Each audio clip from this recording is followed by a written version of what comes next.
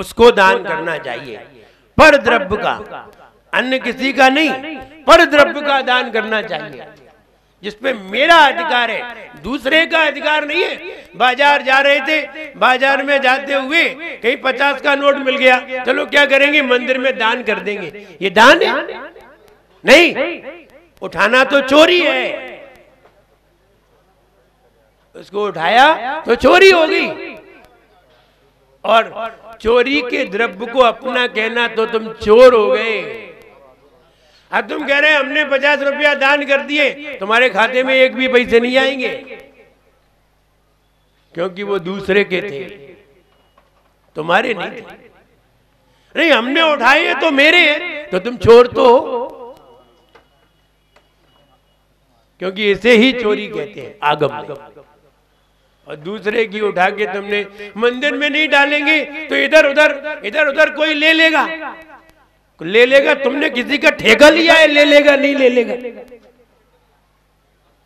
तुम तो अपना विचार करो, हमें दोष ना लगे, ऐसा विचार। तो हम ये कहना चाहते हैं, मंदिर की दरार में तो चूना लगाए,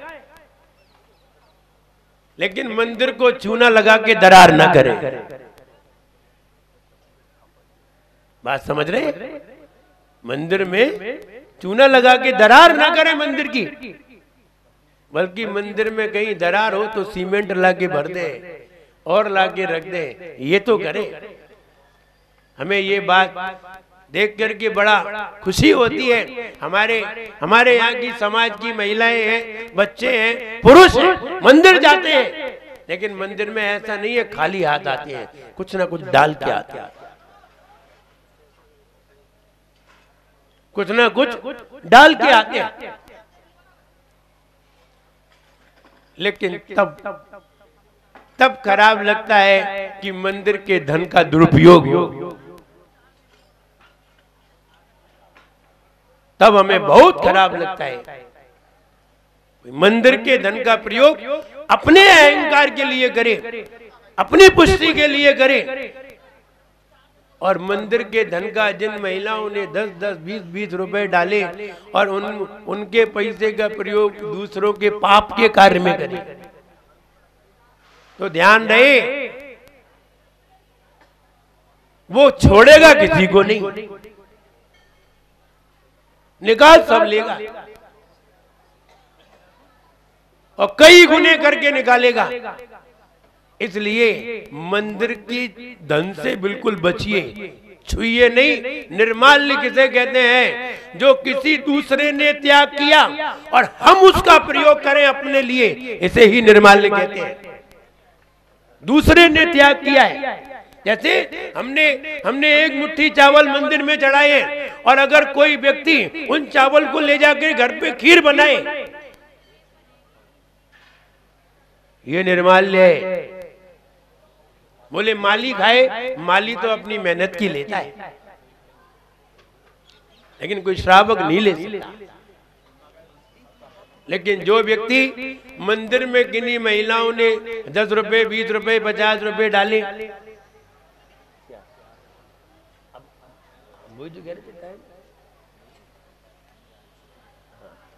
तो और आकर के वो वाला धन निकाल करके अगर कहीं दूसरी जगह अपनी लड़ाई में प्रयोग करे, तो मुझे लगता है इससे निकृष्ट कार्य दुनिया में हो नहीं सकता, और वो व्यक्ति सबसे निकृष्ट है। मैं तो ये कहूं, अगर वो समाज में वो व्यक्ति दिख जाए तो व्यक्तियों को नहाना चाहिए, स्नान करके अपनी शुद्धि कर लेना चाहिए, इतना निकृष्ट व्यक्ति है वो। इसलिए हम ये कहना चाहते हैं, दान तो 4 प्रकार का होता है। दान किसे कहते हैं? जो अपने कल्याण के लिए और उत्तमार्थ कार्य के लिए दिया जाता है, वो दान कहलाता है। दान किसको दिया जाना चाहिए? दान 4 प्रकार 4 संग को दीजिए,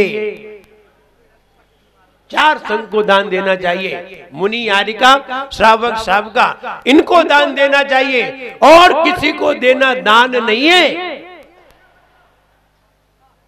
और किसी को देना दान नहीं है, लेकिन इनको तुमने दिया है और इनके कल्याणार्थ दिया है तो जरूर दान। दान कौन देता है? दान वो व्यक्ति देता है जिसके पास धन आदि देने में सामर्थ्य है, वो व्यक्ति दान देता है। जैसे आज पहला आहार कौन दे रहा है? भगवान का आहार है, तीर्थंकर नेमिनाथ भगवान का आहार है। आहार दान तो सब देते हैं, लेकिन प्रथम आहार देने वाला कौन है? क्या नाम है? मुझे नाम याद नहीं आ रहा है। विनोद कुमार जी जैन गहेली वाले। विनोद कुमार जी जैन गहेली वाले। राजा वर्धन, वरदत्त राजा। और ध्यान रहे, राजाओं के यहाँ तीर्थंकरों के आहार होते हैं, जो हम पहले ही बता चुके। टपोरियों के यहाँ आहार नहीं होते।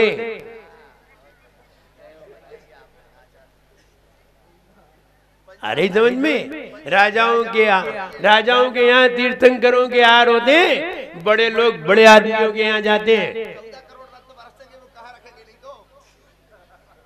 घटिया लोगों के यहाँ नहीं जाते। हम तीर्थंकरों की बात बता रहे हैं। महाराज तो किसी भी कुटिया में चले जाते हैं, लेकिन तीर्थंकर भगवान राजाओं के यहाँ आहार करने जाते हैं। इसीलिए भारत देश में 24 तीर्थंकर भगवान ने आहार लिया। भारत देश में 24 तीर्थंकर भगवान ने जन्म लिया, लेकिन भिंड में आहार नहीं किए, एक भी तीर्थंकर ने नहीं किए।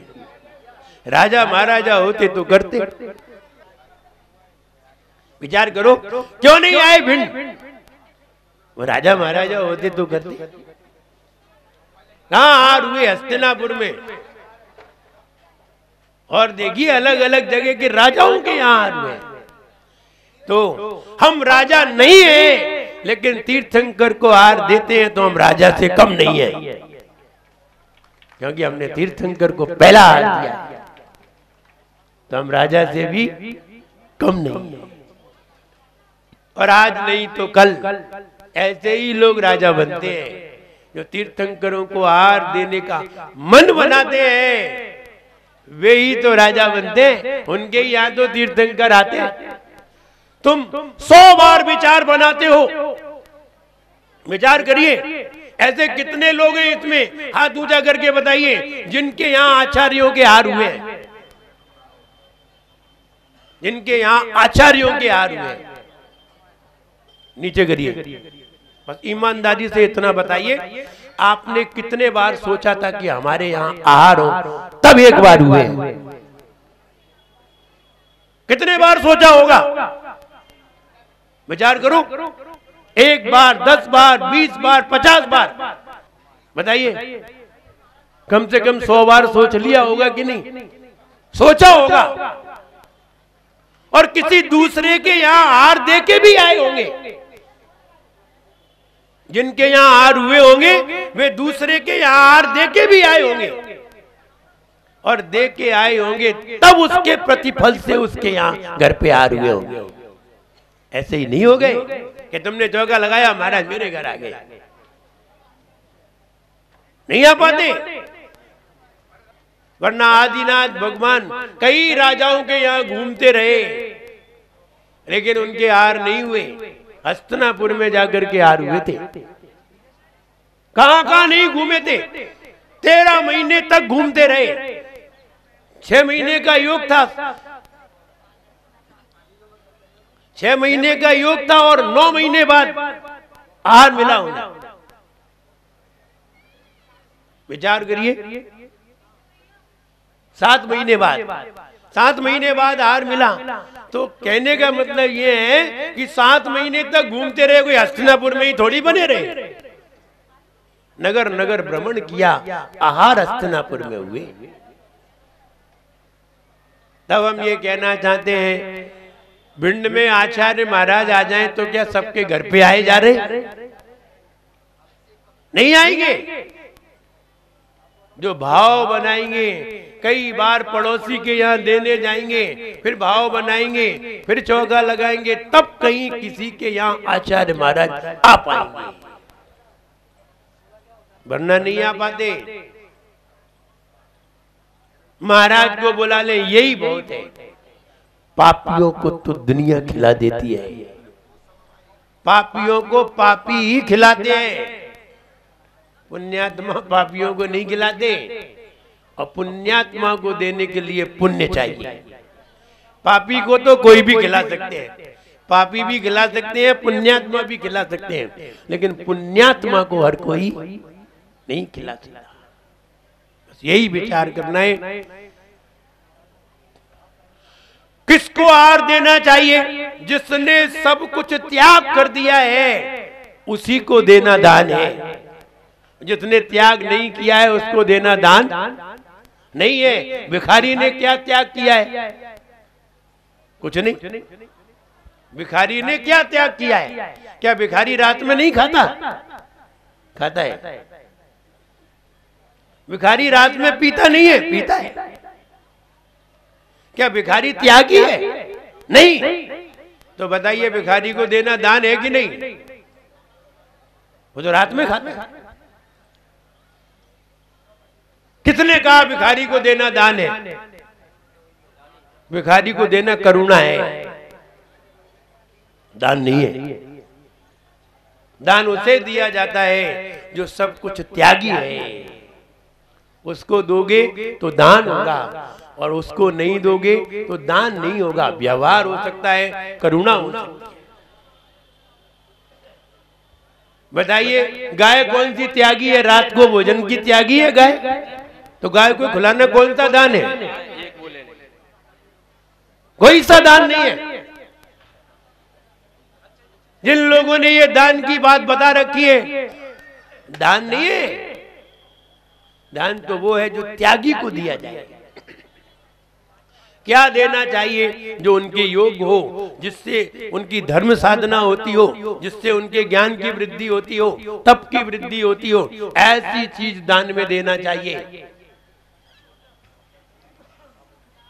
तो निर्माल्य किसे कहते हैं? जो हमने दे दिया है,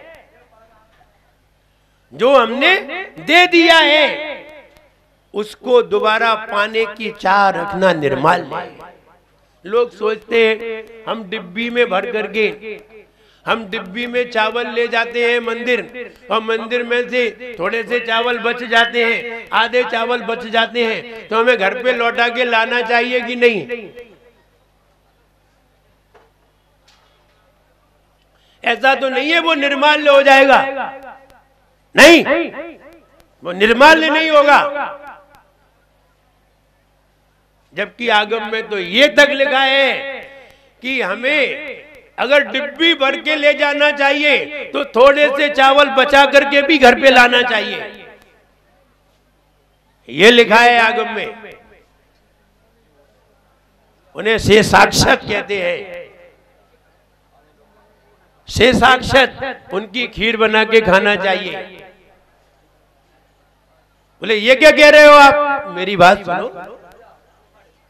ये बताइए, जब आप अपनी कटोरी में कोई महाराज के लिए फल लेकर के जाते हैं तो बताइए थोड़े बचा कर लाते हैं कि नहीं? काहे के लिए? काहे के लिए लाते हैं? खाने के लिए, प्रसाद के लिए। ऐसे ही मंदिर में द्रव्य चढ़ाना चाहिए तो थोड़ी सी अपनी डिब्बी में बचा के लाना चाहिए, उसकी खीर बना के खाना चाहिए। इसे कहते हैं शेषाक्षत। ऐसा आदि पुराण में उल्लेख है। लेकिन जब महिलाएं हैं, थोड़ी बुद्धू महिलाएं, ये यही सोचती है नहीं पूरे फेंक के आना चाहिए, पूरे चढ़ाना चाहिए। किसने कहा? सब अपने मन से चल रही है।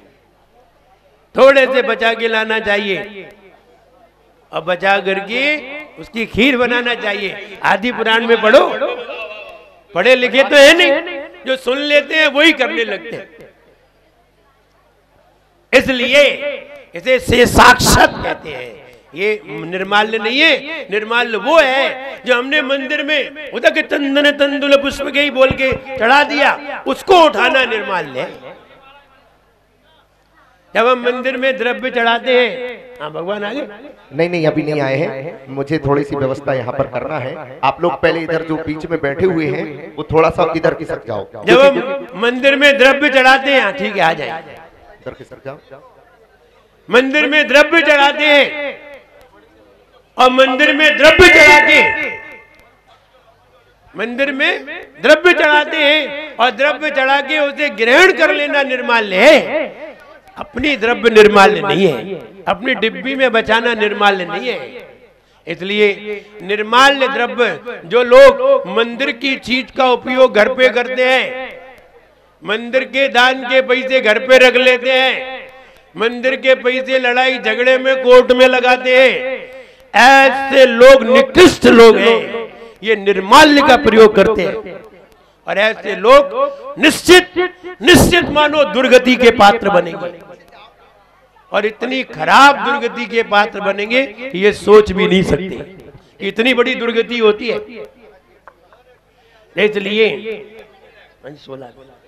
इसलिए हमारा ये कहना है कि हमें शक्तिशाली दान करना चाहिए अपने द्रव्य का। हमारे प्रथम आहार देने वाले श्रीमान विनोद कुमार जी गयेली वाले, इनकी भावना देखिए। इन्होंने ये कहा कि हम आहार भी देंगे और दान भी देंगे, और दूसरी बात आहार देने के लिए, भगवान के आहार देने के लिए नए चांदी के बर्तन लेके आए, पूरा सेट। भावना ही तो है। हम चाहते तो दूसरे के बर्तन से भी तो हाथ लगा लेते। हाँ, तुम लोग हाथ ही लगा लेना। देखिए, जितने ऊंचे भाव किए जाते हैं उतना ही ऊंचा फल होता है। जितने घटिया भाव होते हैं उतना ही घटिया फल होता है। भावना ही तो है, उनकी भावना है, फिर उनका मन है, वो जो कुछ भी करे। तो हम ये कहना चाहते हैं आज के दिन हमें शक्तिशाली दान अवश्य करना चाहिए। हम आहार दान नहीं दे पाए, और भी बहुत सारे दान है, कोई जरूरी नहीं है आहार ही दाने, ज्ञान दाने, औषधि दाने, अभय दाने, संतों की सेवा के लिए दाने, मंदिर में देना दान है। लेकिन मंदिर में देना दान नहीं है, मंदिर में देना एक व्यवस्था है, उत्तमार्थ है। इसलिए मंदिर में भी अवश्य देना चाहिए, उत्तमार्थ है, उत्तम कार्य है। इसलिए हमें ये कहना है कि मंदिर में सभी लोग अपनी सेवा करें, खूब सेवा करें और आहार दान आदि दे करके अपने जीवन को धन्य बनाएं। और अगर दे नहीं सकते हैं तो देख करके अपनी आंखों को निर्मल बनाएं।